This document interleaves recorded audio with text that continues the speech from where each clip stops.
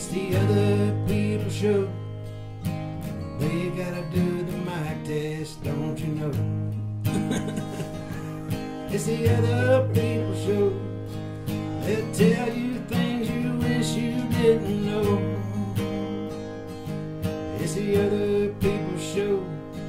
When you listen to it, you'll think you've done some blow.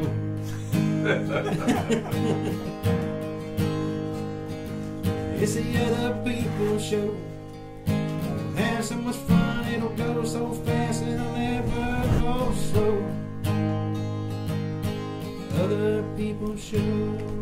And we are the Other People Show. I'm Adam with you tonight. Well, it's not really tonight, is it there, Jeremiah? No, it's today. I still think it's day. So, pretty sure. But yeah, I'm Adam. I'm Jeremiah. And we've not introduced you yet. We have a guest. And I was going to build you up. Oh, okay. I was going to build you up. And That's I'm okay. running. Hey, Brandon. No, we'll still Hey, build Tara. you up. Yeah, we will. We'll build you up just to tear you down. That sounds good to me. Okay, I'm good. used to that. Are you? But yes, as everyone's heard, we do have a special guest in studio. This is the third show in 3 days. Marathon. A marathon of shows. Before we get into the guest today, we're gonna have a fun show today. But before we get into that, I want to let everyone know that you can go on YouTube, The Other People Show, and check out all the clips on there. There's about 62 clips up, and new shows going up often, every day. Yeah. New clips going up every day. So please subscribe on there. Tara is, I think, the #1 fan of the week, and it was her birthday yesterday. So yes, we wanted to send her a special birthday Happy today. birthday. Yes. Although we said yesterday as well. Go to SoundCloud. business. You can go to SoundCloud, The Other People Radio Show, and there's so many clips up there. There's actually a clip uploading now. So there's typically 2 clips per day going up. And you've been on there a couple of times, haven't you, Jeremiah? On The radio show. The radio show. You've Oh, been- you're talking. Okay. Yeah, just the over in Wattsburg. Yes. That's the ones I've done. And we did a show at your house, your old house, Yeah. that we have on CD, and there's only Yeah. been a handful. It's like it's an underground show that only Yeah. a handful of people. Yeah, I don't think we could air it today. I don't know. It's like a secret society. I don't. We were working on one. It failed. I'm not sure, but there was a show that Jeremiah and I recorded, and it did air. But I'm not sure if it was that at WEBR Fairfax. Oh. At the Okay. because we've done the Midnight Mutant show before, Yes. and we've transferred over to the Other People show. No problem, Tara. So check out those things. Also, let's see if there's any other things. We have some guests coming up the rest of the month, so let's name those off really quick. We had Amos Williams here today, so we're glad that he's here today. And we have Anthony Wayne. Do you know Anthony Wayne? I don't know, Anthony. Have you heard of him? Of Earth by Train. It's a local band, but I think he's from Nashville originally. Oh, cool. So there's some interesting things in his bio that I was going to talk about. But he's going to be on the show July 17th. The band Silent in the Stars, July 29th. And comic book artist Jeremy Massey between Mass. now and the 15th. Do you know him? Cool. No. Yeah, he's moving to, I think, Savannah or Charleston. I think Charleston. So he's moving the 15th, so we're going to try to get him in. Cool. Yeah, I haven't seen him since we were young ones, so that what should be kind fun. of stuff has he done as far as comic book? He had a comic. He called into the old show, promoting a comic called like an anti-hero, I think, called Deadbeat. Cool. And he's got a couple more. I'm not sure exactly the titles, but I follow him on Twitter. And Deadbeat. we've like that messaged. one. Yeah, so it was a fun. It was a good comic. So I can't remember what it was about. I didn't really read it, but Right.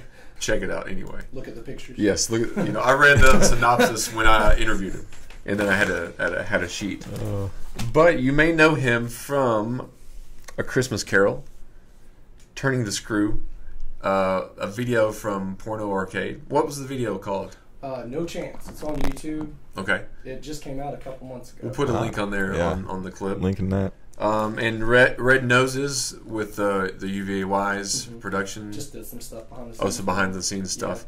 And he's currently starring in The Trail of the Lonesome Pine.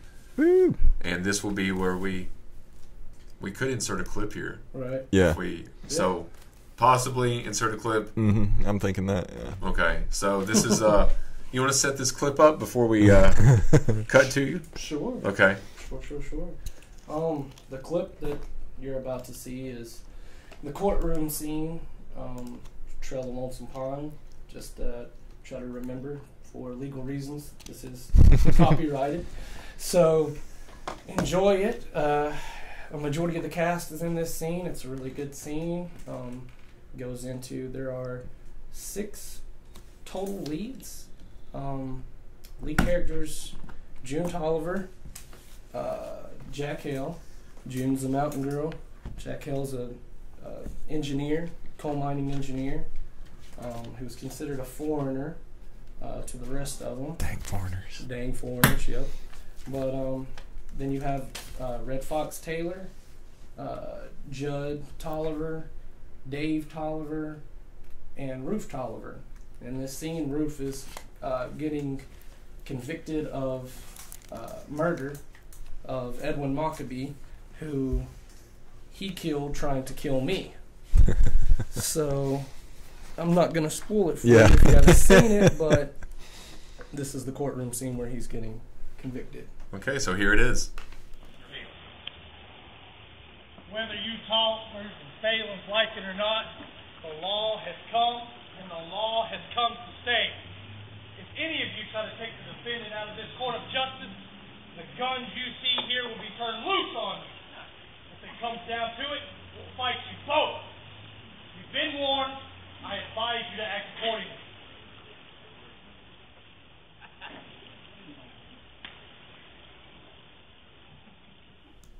And that was a good scene. I really enjoyed that scene. I think that will get across, you know, what you to invite everyone to come to the show. Yeah.